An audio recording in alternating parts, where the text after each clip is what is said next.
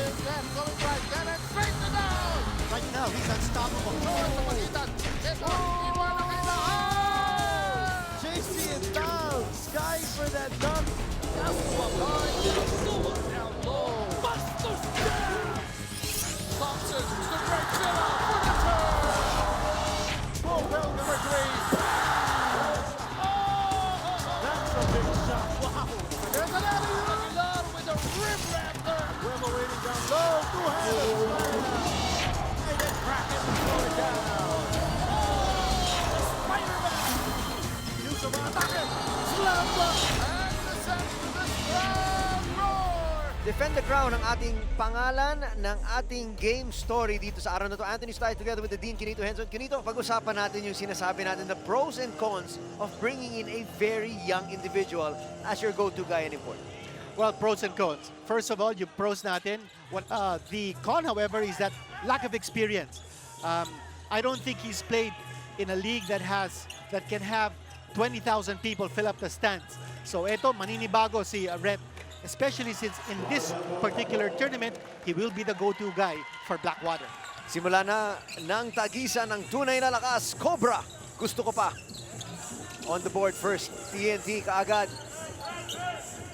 Wala natin nakakagulat dito, no? Yung pagbabalik ni Randy Del Campo. Alam po natin, he played in only one game in the last Philippine Cup. That was the first game of Talk and Text kung saan tinalo sila ng Alaska. And in that game, Randy Del had 26 points and 15 rebounds. Then he hurt his lower back in lifting weights in the gym. He sat out the next 12 games of Talk and Text, sat out 3 months. Pero alam mo, nakakataba ng puso, no, to see Randy Del back on the floor. We certainly need him for Gilas. Talk and Text certainly needs him because unang-una wala silang import ngayon. Pangalawa, wala din si Troy Rosario. So Randy Del Campo, he's the ultimate stretch forward, stretch 4 in the PBA, but he also has to play a little bit of 5 possibly in this game. Kanina nakita natin Carlo Lastimosa breaking the ice para sa kanyang koponan. They need his scoring. They got him. They acquired him last conference because they need his scoring sock from the outside. Reyes masyado malakas. It's tipped, and it's tipped to the wrong man. Here comes the cool cat. Trying to look for Rhett. Cortez for 3. Bang! This 3-point shot brought to you by Oppo F1 Selfie Expert. Well, balikan natin kung ano nangyari between these two teams in the Philippine Cup. At Talk and Text, sinalo po ang Blackwater 109-98 in that competition in a game where Mike Cortez had 11 points and 9 assists. Lastimosa had 18 points in that game. So if you're Talk and Text, you better watch out for those two guys.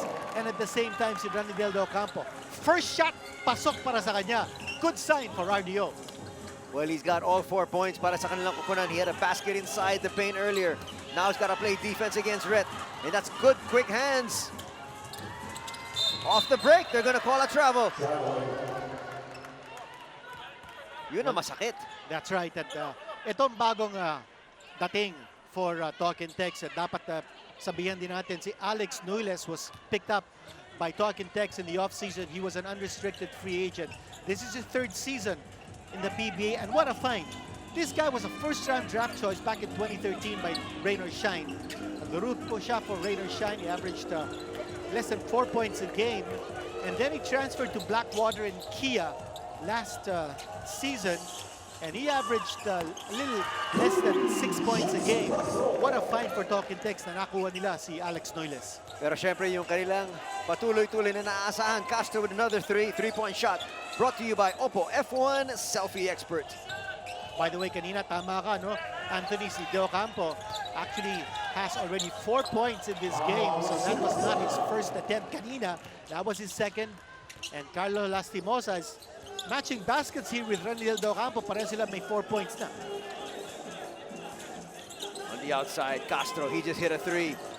Now slashing to the basket. What can you do against somebody who can hit it from the inside and the outside? Well, in that particular case, si Jason Castro found the lane wide open para sa kanya. No? And that's something that Blackwater needs to figure out, no? How to protect that rim against a penetrator. You have an Era who comes out to stop Castro at the high post. Red has to be able to recover and protect the rim. They have not really gone to Red. He picks up that rebound there, though. they've tried to get itong si Williams off early. The basketball count, they say. And Carlo Lastimosa, what a first step, explosive first step galing sa kanya. Remember, nabanggit natin he had 18 points in that Blackwater game against Talking Tex in the previous conference. And he's picking up where he left off. Well, this Quinito is turning out to be a high-scoring ball game. 12-9 na po ang ating talaan. 8-12 still to be played in the first canto. You know, if it's high scoring, it will favor Talking Tex. They were number 4 in offense last conference, averaging 97.5 points a game, while Blackwater was number 8 at 93.7. Reyes there from the outside gets his first 2 points. Cortez, laban kay Castro. They swing it to the other side. Lastimosa na naman. He's feeling it. Takes a 3. Bang! Ryan Reyes is Talking Tex best defensive guard. Siya ang bumabantay ka Carlo Lastimosa, but he's got to be more familiar with the moves of Carlo.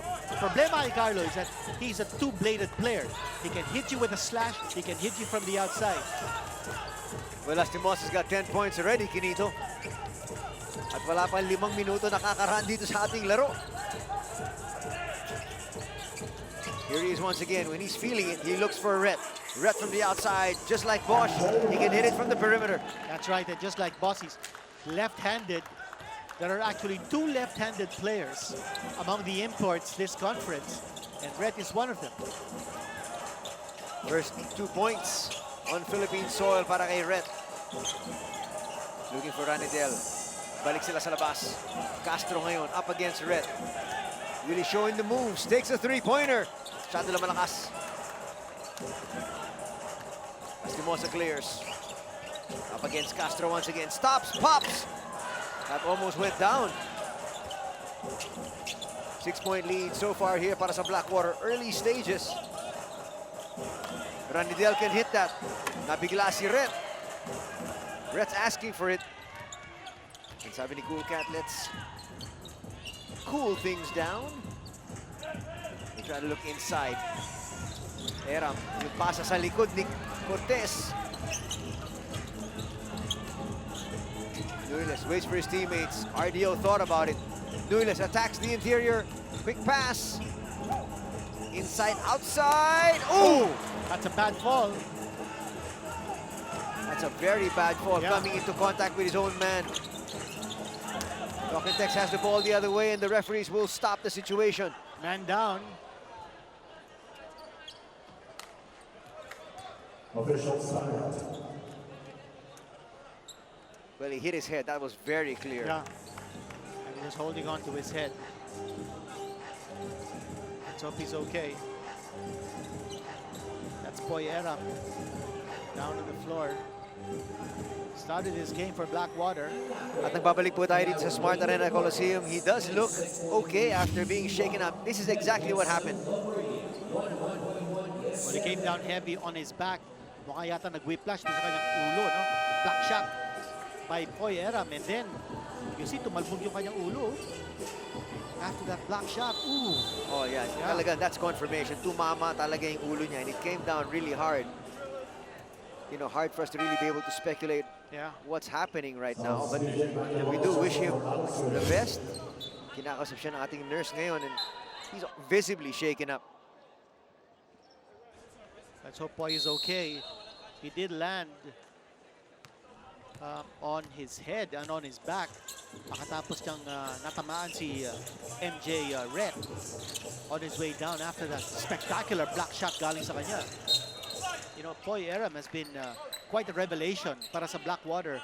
Last conference, he averaged 1.9 block shots a game, 11 points, 8 rebounds. 14 seconds on the shot. Noteworthy figures indeed para kay Poy Eram. Kumbaga, parang yun ang breakout conference niya, you know? Yeah. 11-7 pa rin. 17-11 ang ating talaan dito. 5:30 remaining sa ating first quarter. Reyes left all by his lonesome, and he banged that through. Reyes now with 5 points in the ball game, cuts that lead to 3. We'd like to welcome you back to the 2016 Oppo PBA Commissioner's Cup. Williams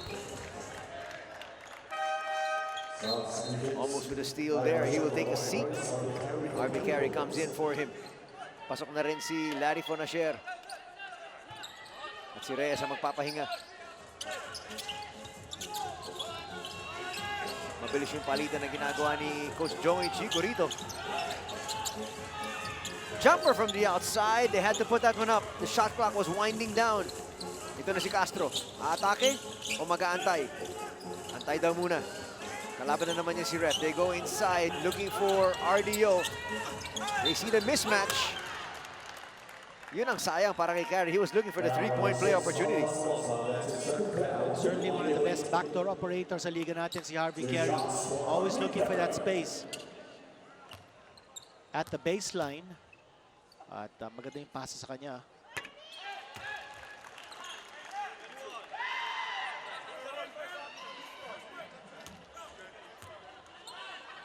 Pasok ang una.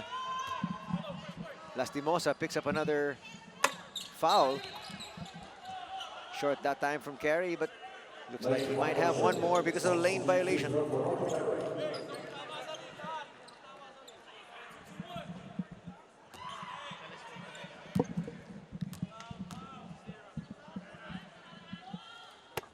The second one is money. So 2 for 2 officially para kay Harvey Carey. Fresh off the bench.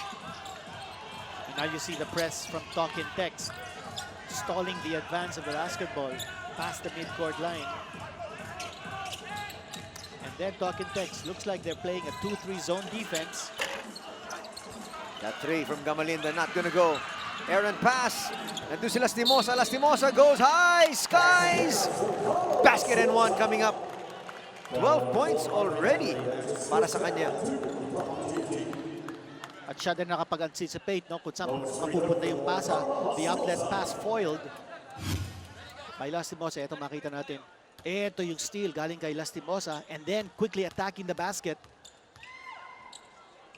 Quality play brought to you by Mariwasa Tile, celebrating 50 years of uncompromising quality. He's got 13 markers in the game, still with 4 minutes to go sa ating first quarter. Benuelas Rosser in the ball game for the first time as well. Ranidel sa labas, Fonasher, that's his specialty. A little bit of unfamiliarity kay Rhett, ano? Alam mo, he didn't challenge Fonasher. Here's Fonasher with a steal. They look for Castro. Castro thought about it, puts it up short. Ranidel is there. He will head to the line for 2 free throws. Fonasher was asking and begging for the ball. Libre siya dito sa labas.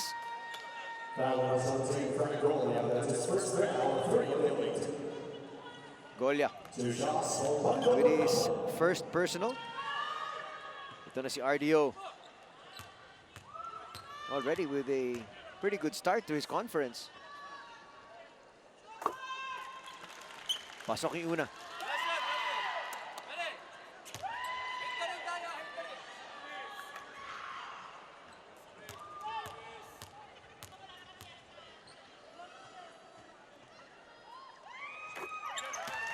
Money on both. Brings the lead of Blackwater down to just 2. Here's more pressure from Talkin Tex in the backcourt. Balik kay Lastimosa. Iniikot na naman nila yung bola. They leave it to Lastimosa. They know he's got the half hand. Golia, balik sa kanya. Cortez. Cortez gets it back. Yes! Nice movement by Blackwater that time. Golia with a pass back para kay Mike Cortez. Against that zone, you need movement and you need good passing, crisp passing. Golia laban kay RDO. Cortez laban kay Castro. Now they switch. Castro for 3. Yes! Walang problema para kay Castro. He's got 8 markers already. They look inside to their import.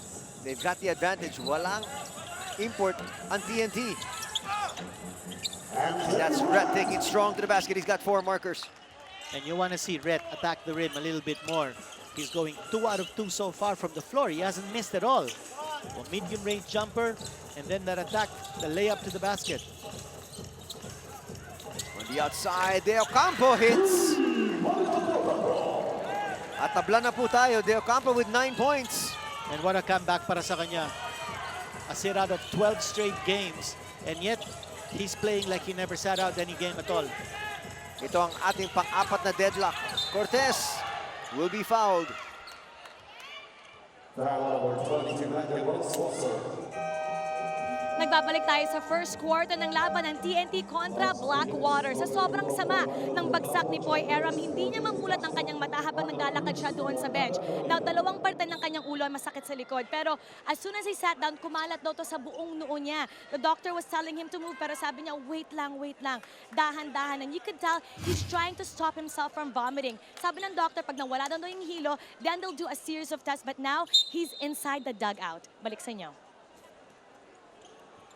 Ouch. Yan ang problema nga. Pag nasusuka nga yung isang tao, in this case, the player in Aram, sinasabi na that could be a concussion. And so hopefully, it's nothing as serious as that, Kinito. Pero talaga, ang lakas nung kanyang paghampas eh. Let's hope he's okay. He's made of tough stuff. Now he's in the dugout, and I'm sure he's going to be brought to the hospital for a checkup.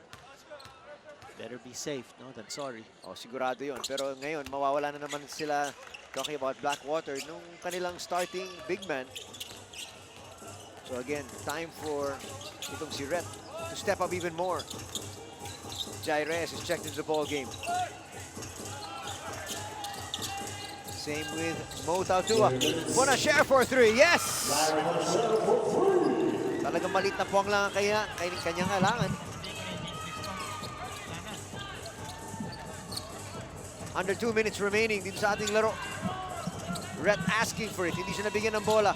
Lastimosa sa labas. Cortez still up against Reyes, and a foul is going to be called. It might be on Fonacher. It's going to be the first on Larry. 14 seconds on the shot clock. Mga PBA fans, magparandam sa inyong paboritong players and coaches using Shout. A new way of expressing yourself quickly and easily. Punta lang sa sports5.ph and look for the Shout tab or column para magpapati sa inyong mga bida dito sa Liga.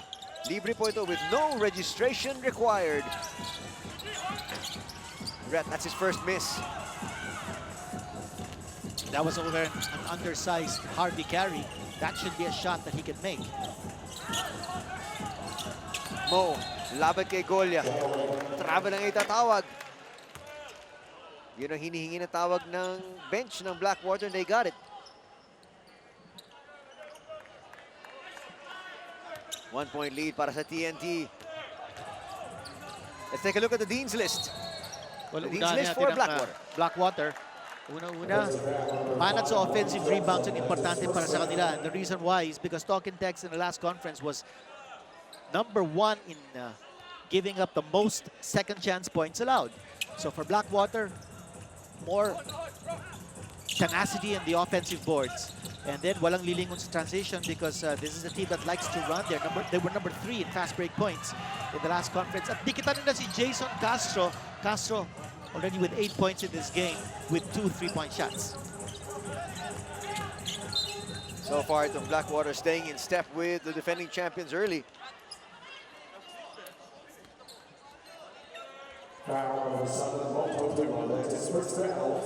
Well, for Talking Text naman, ito naman ang ating Dean's List. Tulong-tulong sila sa pagbabara kay MJ. And that's Rhett. No, they need to be able to make sure that he doesn't get his touches. And I think they're doing a very good job of that. Walang lilihis sa tira sa labas. And that's important for Talking Text that they get their outside shots to fall against the tall front line ng Blackwater. At pangatlo, huwag silang magkanya-kanya. Share the ball. Make sure that they reduce their turnovers, limit their turnovers, but put a premium on passing the ball and getting assists. Ngayon, nakita nga natin ang ganda ng pass ni Tautua kay Rosser. Rosser completes that fast break play. And the smallest man on the floor picks up the rebound. Well, si Wami Tiongson playing here for Blackwater. Hindi po siya naglaro for Blackwater in the last conference, but he did play last season for the Elite. He played in the first conference of last season, and then he was brought to the D-League for some ripening. It looks like hinug na si Wami Tiongson to start playing once more sa PBA. Well, that time he picks up another foul, his second. By the way, kanina binigyan Check natin that, sa Talking pangatlo. Text. Yeah, it's the third foul. By the way, sinabi natin kanina for Talking Text, importante sa kanya that they need to be on target sa labas. Huwag sila lilihis sa mga tirang labas nila. And so far in this game, they've got 5 3-point conversions. That's 5 3-pointers in the first quarter alone. Malaking bagay yung ginito. Tingnan mo yung kanilang score, halos kalahati. Oo, Actually, 15 more than points. half. Because they've got 29 on the That's board right. right now. Final possession of the quarter. Reyes, bobbled, puts that one up. It's not gonna go. At dyan pa magtatapos ang ating first quarter of play. TNT with a 29, Blackwater with 26.